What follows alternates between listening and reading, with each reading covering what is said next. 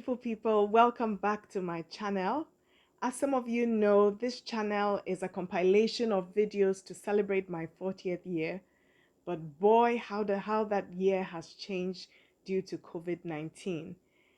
Here in Ghana, our hearts go out to everyone in Europe, especially in Italy, Spain, France, especially the sick and those who are caring for them, as Europe has become the new epicenter for this crisis. So I thought I would do a video talking a little bit about the situation here in Ghana, how I'm coping, and some tips that I hope will be helpful to some of you. So here in Ghana, we have 19 confirmed cases, unfortunately one death. We have all schools closed, universities, primary schools. We have our airport closing tomorrow, which is March 22nd at midnight, which means that there won't be any human beings coming in or going out of the country. Cargo still allowed. For the last week, we have had a ban on all public gatherings, so no churches, no parties, and no public gatherings for the last week or so. And of course, the public health messages: social distancing, hand washing, use sanitizers, don't touch your face. It's the same simple things that everyone all over the world is hearing and trying really hard to do. One of the things that I'm learning is that crisis gives you an opportunity to innovate and to learn.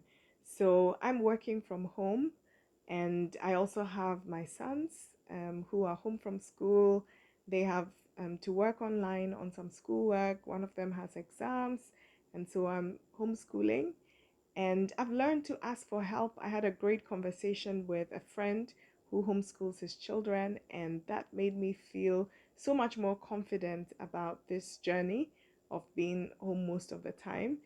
He talked about the fact that when you work with your child one-on-one, you are able to go a lot faster than a teacher may go in a class full of many children. And so spending 30 minutes to an hour every day with each child tends to be much more than enough to be able to cover all the material. And that made me feel a lot more comfortable, helped me to be able to come up with a more realistic schedule. And it's been really good for me, and especially the older boys who are teenagers, to be able to have time together to work on things. The second thing I'm learning is to ask for help. Stress levels in times like this are really high. So my two littlest boys are with one of my cousins and having the time of their life. She has different rules from mine, and my policy is your house, your rules. So they are having fun on her rules. And one of the reasons I did that was that I traveled a couple of weeks ago internationally, and coming back, I felt that I would feel more comfortable if the younger boys were in a place where they were not in touch with any frequent travelers. And I've been mostly home since I came. It will be 14 days since I arrived on Wednesday, so I'm looking forward to that. So far, I'm a little tired, but not feeling sick. My third tip is to protect the vulnerable. My family, like many other middle-class families, has a lovely lady who is our nanny and our housekeeper. She's over 60, so in the high-risk group, one or two minor health issues. And so we decided that the safest thing to do would be for her to have paid time off until this crisis resolves, so that we don't put her at risk on being on public transport. And so that means that we have to get into new routines where we're doing all the stuff that she used to help us with. And it's been good for my teenagers. They are home from boarding school, and they have been such amazing troopers, cooking lunch, cleaning, helping out. And it's been great. I've been wanting to, they both cook basically, and I've been wanting to teach them more advanced cooking skills. And now I have a perfect opportunity. I'm home, they are home, and we've had lots of great conversations. So it's been very good with bonding with them. The fourth learning or tip I would share is that if your business is one of those that is doing well because of the nature of it, it's doing well in these difficult times, don't take advantage of others. So my family owns marketexpress.com.gh, which is Accra's online grocery supermarket. And e-commerce is one of those industries that is doing relatively well in these difficult times as people feel uncomfortable with going to supermarkets and other crowded places. So one of the things we've had to work on is safety protocols for our team, making sure that we're protecting them, protecting our customers, ensuring that we're able to get groceries, essentials that people need out to them in a timely manner.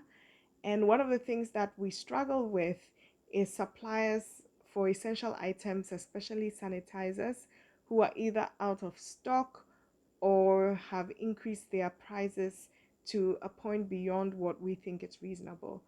And we hear these stories also from other places in the world.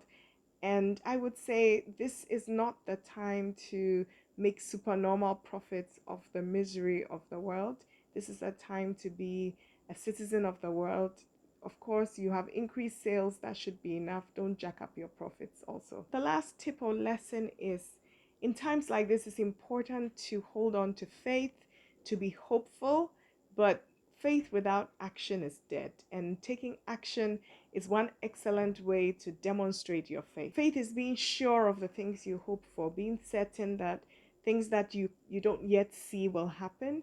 And so the things that I hope for is that very quickly treatment will be found for this virus. What I hope for is that community spread across Africa will not be severe. What I hope for is that people on the front line, nurses, doctors, will be safe, and those who are sick will get better. And I hold on to those things, but we also must act. We must act in following the public health advisories, and we must volunteer and do things. I have a colleague in Ethiopia who is organizing deliveries for older people in her neighborhood because they don't want them to go out to the market by themselves. And so, as a person of faith, as a follower of Jesus Christ, these are the times when faith must be strong but must turn into decisive action that draws us closer to the solution that we hope for. I hope that these tips were helpful or encouraging for someone. I still intend to continue with these videos as I celebrate the 40th year. And so do subscribe, and I wish you all blessings and peace in these difficult times.